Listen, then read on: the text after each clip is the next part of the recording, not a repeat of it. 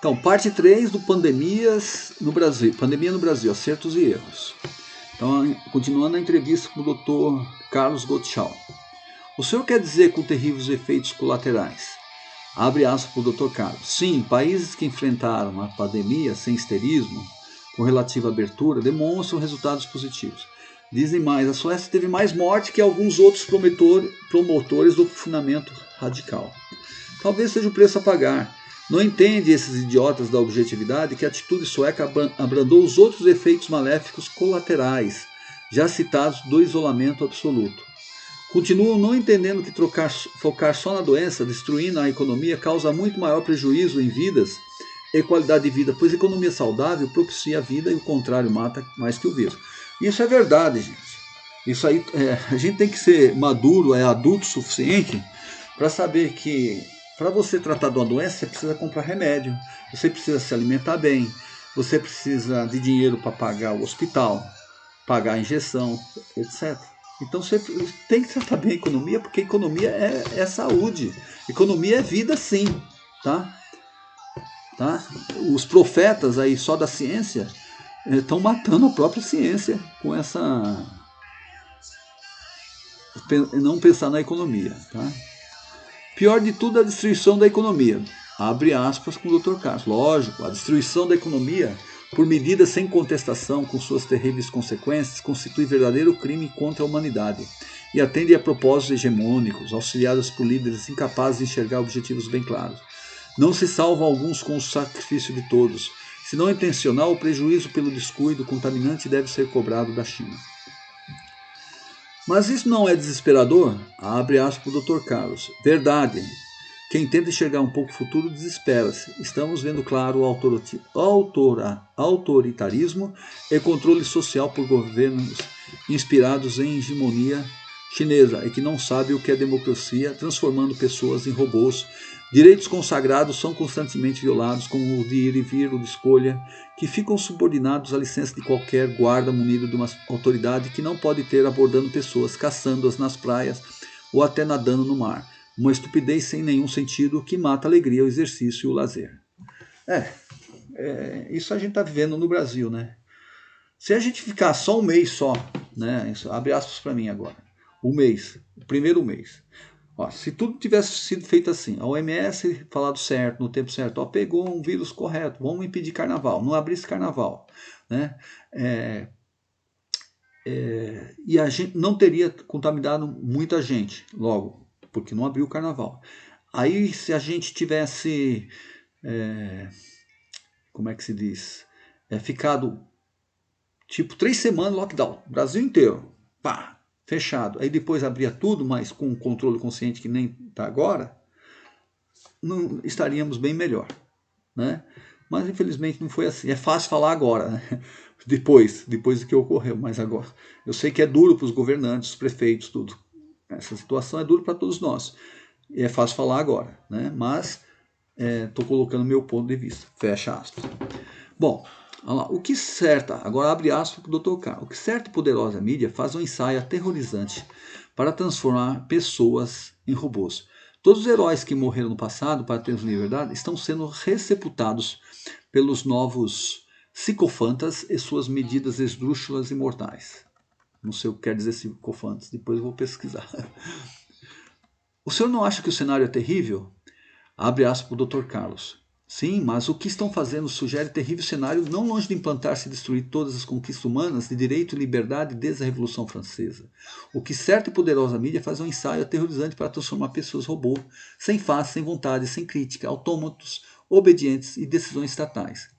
Bem ao gosto dos inspiradores asiáticos. Todos os heróis que morreram no passado para termos liberdades estão sendo receptados pelos novos psicofantes, suas medidas esdrúxulas e mortais. Eu repeti, gente, desculpe.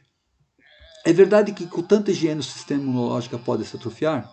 Abre aspas para o Dr. Carlos. Muito importante, este é outro aspecto a considerar. É preciso ter cuidado com a higienização. Porque todo extremo é maléfico. Se pega a moda de esterilizar todos os objetos focados, de não apertar mãos, impedir o ar em ambiente natural, com filtros de contato e com outros, por paredes plásticas. Cuidados com interesses comerciais. A longo prazo o sistema imunológico atrofia-se e abre porta para futuras novas pandemias por falta de anticorpos desenvolvidos, e assim dizimam-se populações indígenas ao chegarem na América. Os primeiros europeus que assintomáticos trouxeram o vírus da gripe comum. Uma criança que engatinha e leva a mão na boca está desenvolvendo imunidade e quer roubar até a nossa imunidade. Os idiotas da objetividade desconhecem não ser o número de anos, mas o estado biológico que torna a pessoa mais ou menos suscetível ao vírus. O que ele quer dizer com isso aqui? Agora que caiu a ficha para mim. Que é assim, se você tem diabetes, pressão alta, fuma, o peso, está acima do peso, o seu estado biológico está suscetível a pegar a doença. E não é só o corona, é qualquer coisa que pode te levar para Jesus antes do tempo, entendeu?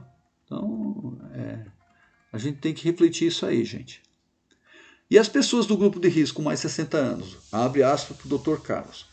Justamente aí está a discriminação. Pessoas rígidas, pessoas sadias, no pleno uso dos seus direitos, são discriminadas pelo simples fato de terem 60, 70, 80, 90 anos. De novo, os idiotas da objetividade desconhecem não ser o número de anos, mas o estado biológico que torna a pessoa mais ou menos suscetível ao vírus. O idoso tem direito a viver, divertir-se, fazer escolhas, afirma com propriedade Rosário Pinto Corrêa, da Escola Lisboeta de Trabalho e Economia. Os idosos com mais de 70 anos, como são agora chamados, primeiro, não se veem como idosos. Segundo, não são idiotas. Terceiro, em muitos sabem mais do que os mais novos. Quarto, querem gozar a vida como todos e, sobretudo, têm como todos o direito de escolher. Gente, isso é um absurdo que estão fazendo aqui no Brasil. Tá? No primeiro mês, eu até concordo. Né? No primeiro mês, todo mundo ficou perdido. Os governantes, os prefeitos, mas 90 dias, ainda agora para 120 dias. Né? Tudo bem, agora pelo menos está liberando conscientemente, né? Mas tá difícil, gente. Bom, vamos lá. Mas o paciente não tem autonomia, abre aspas para o Dr. Carlos. A tríade bioética é baseada em beneficência, transferida pelo médico, autonomia, direito do paciente de aceitar ou não o tratamento, e justiça, dever da sociedade fornecer meios para tratar. Desde a época hipocrática, em que o Código de Ética Médica previa apenas transferir beneficência ao paciente, a duras penas, depois da Segunda Guerra Mundial. Surgiu em Nuremberg, após julgamento de criminosos nazistas e suas horrendas experiências em humanos, o conceito de autonomia do paciente. Em 1978 foi promulgado o relatório Belmonte pelo Congresso americano, lançado com a tríade bioética. Assim, a autonomia é pensar, decidir, agir. Qualquer adulto tem que ser respeitado na sua autonomia, inclusive de correr risco em função da escolha. O que estão fazendo é retirar as opções de pessoas lúcidas e coerentes apenas porque tem mais de 60 anos por meio de medidas constrangedoras anticonstitucionais. Eu concordo de número e grau com isso aí, gente.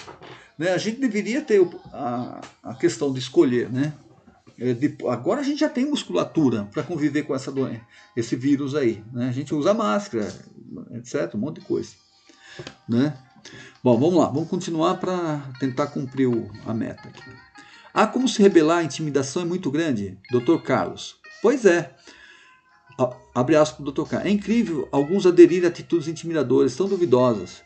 Chegam a raspar barbas, pensando em proteger-se do vírus. Se tivesse sentido por coerência, deveriam depelar o corpo inteiro e as mulheres também livrar-se das lindas e longas cabeleireiras, combinando com o uso de inúteis máscaras nas ruas, sem expressão anímica, todos iguais, anódinos e anônimos, incapazes de reagir à tristeza no caminhar, tendem a virar robôs manobrados por controladores sociais.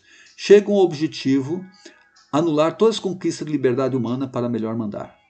Medicamentos e vacinas eficazes estão próximos a aparecer. Necessita-se repudiar e evitar as consequências do ditatorial controle social.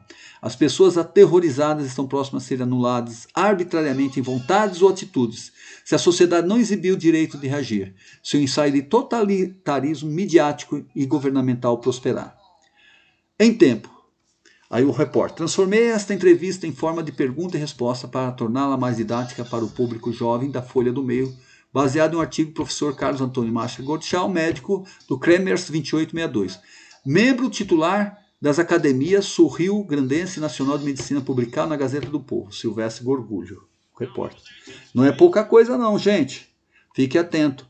Fujam da mídia terrorista. Fujam da mídia tendenciosa que perderam a boquinha. Tá bom?